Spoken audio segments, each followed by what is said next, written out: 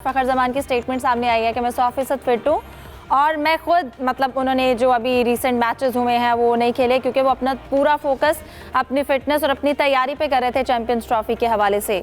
तो आप क्या कहेंगे इस पर आज उनकी स्टेटमेंट के बाद? और अगर सच बोलेंगे ना फ़खर तो चैंपियंस ट्रॉफी वगैरह सबसे बाहर हो जाएंगे। तो उन्होंने सोच लिया है कि थोड़ा सोच समझ के बात करनी चाहिए, कितना मीडिया पे आके बोलना है उस हिसाब से अब वो चल रहा है फ़खर।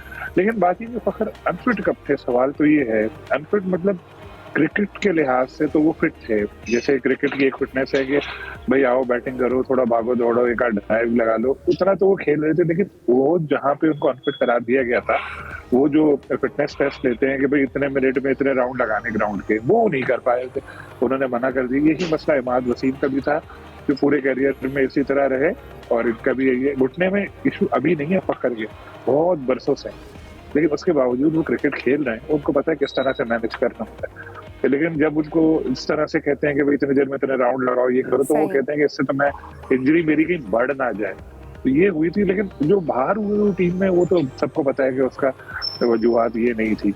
और अब अगर इस तरह की बातें कर रहे हैं तो थोड़ा मौके की मुनासबत से अब वो बात कर रहे हैं। जाहिद साहब, आपको क्या लगता है कि फ़खर ने जो आज स्टेटमेंट दी है एक्चुअली उसकी क्या रीज़न है?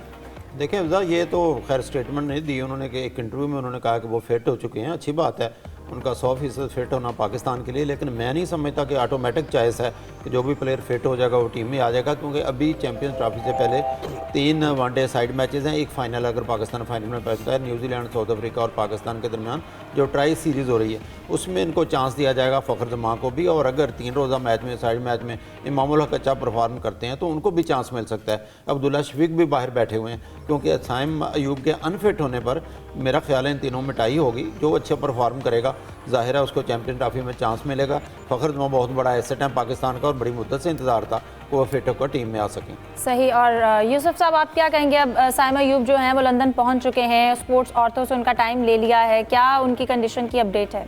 देखिए अभी आज उनका मुआवजा हुआ है, उनका ट्रीटमेंट था, उसके वाले से आज उनकी रब्ता हुआ है। जो वहाँ के डॉक्टर उनके वहाँ से स्कैन चीज़ें हुई हैं, तो जिसके बाद 2 या 3 दिन में मेरे ख्याल में मुकम्मल उनकी जो मेडिकल रिपोर्ट है वो सामने आ जाएगी।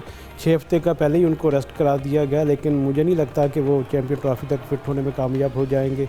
क्योंकि जिस किस्म की उनकी इंजरी है वो अमूमन ये होता है कि जब आप गिरते हैं तो आपका जो टखना है वो अंदर की तरफ मुड़ता है। लेकिन जब आप इसकी वीडियोस देखेंगे तो आपको अंदाज़ा होगा कि साइम अयूब का जो पाँव है थोड़ा बाहर निकला टखना, तो वो ज़्यादा उस इंजरी कैरी करता है चीज़ों को, उसके लिए ज़्यादा आपको टाइम लगता है रिकवर होने में। तो मेरे ख्याल में कम से कम उनको रेस्ट करना चाहिए ऐसी चैंपियन ट्रॉफी के लिए। बिल्कुल ठीक है। साइम अयूब की जो मिनिमम टाइम दिया गया है वो 6 हफ्तों का है। लेट्स सी कि उनको मज़ीद